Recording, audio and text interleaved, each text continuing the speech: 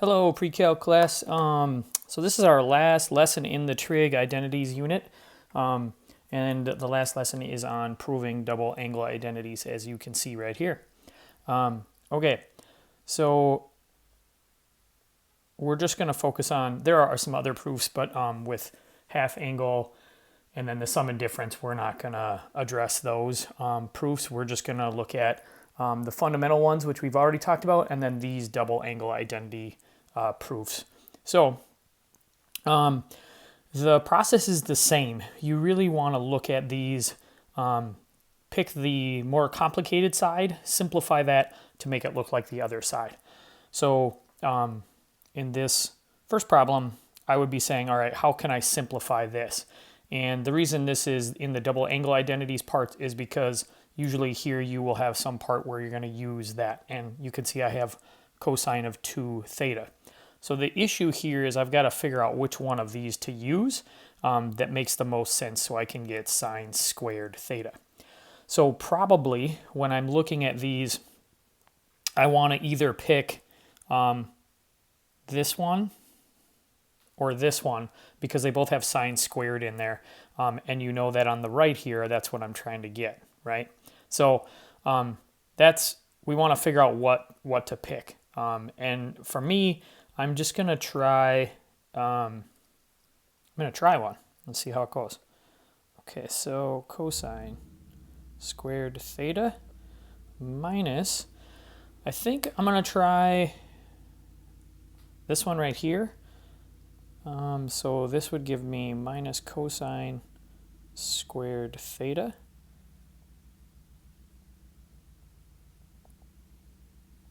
Oops. Okay, so that left side would now be that.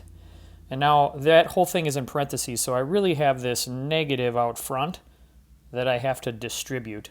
So what this would give me then is cosine squared theta minus cosine squared theta plus sine squared theta.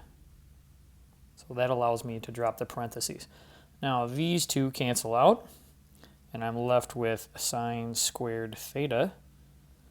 And then again, your last line should say that that's equal to the right side. And we just did our first double angle identity proof. Okay, so see what you can do to prove. Had you used this one, it still would have worked out too. Okay, so let's take a look at another one here. All right, so this one, I don't know, both sides kind of look kind of tricky, but when I see squareds, this is always a little bit more complicated. So one thing you don't want to do is write that is equal to this, okay? So this left side is not this, okay? That is not right. So remember, this really means cosine theta plus sine theta times cosine theta plus sine theta. So just written twice. So if you think about that, we're really going to distribute this and see what we can come up with. Now again, don't mess with the right side here because we're starting to simplify the left, so then you don't touch the right side. Okay, so now if you distribute this all out and simplify, you should end up with cosine squared theta plus 2 cosine theta times sine theta, and then plus sine squared theta. Okay. All right. So that gives you 2 of those. So now you'll notice that this right here is actually equal to sine of 2 theta. So if I replace this,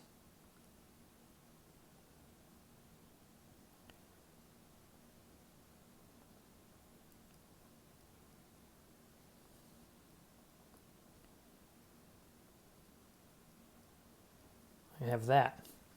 Okay, now you may recall from our fundamental identities, Pythagorean identities, this plus this gives you 1. So that's on your fundamental trig identities. So that those two together give me 1. So now I have 1 plus sine of 2 theta, which is what I wanted. So that's the other side. And now I have proved that right there. Okay. So just using some of your algebra skills, simplifying. This one has a little bit of recalling from our first proofs part.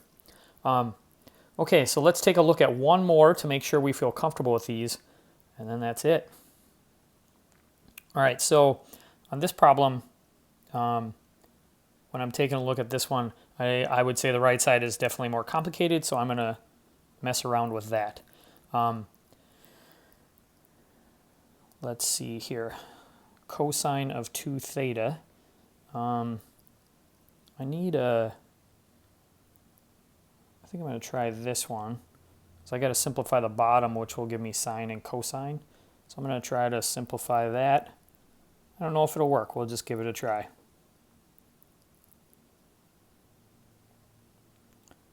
Probably a number of these would work. And then the bottom, I only have one thing here, and that's sine theta times cosine theta. Okay, so simplified the top a little bit here. Remember, you're distributing the negative there, so I would really have 1 minus 1 plus 2 sine squared theta.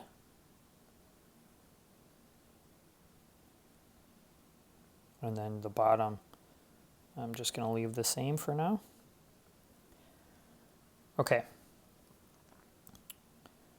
So I'm going to go, let's go up here. So 1 minus 1 cancels out. So I have 2 sine squared theta over 2 times sine theta cosine theta. Okay, 2's cancel. One of these sines cancels, so I have one sine left on the top. That's a squared and then a sine, so one of those cancels, and then so I have sine theta over cosine theta, and it looks like we got it. There's tangent. I should write this on the other side too, but I don't have a ton of room. There we go. So there's our proof for that one as well. Hopefully these make sense after practicing with your fundamental proofs at the beginning of this unit. Here's some other ones. And that's it. All right. See ya.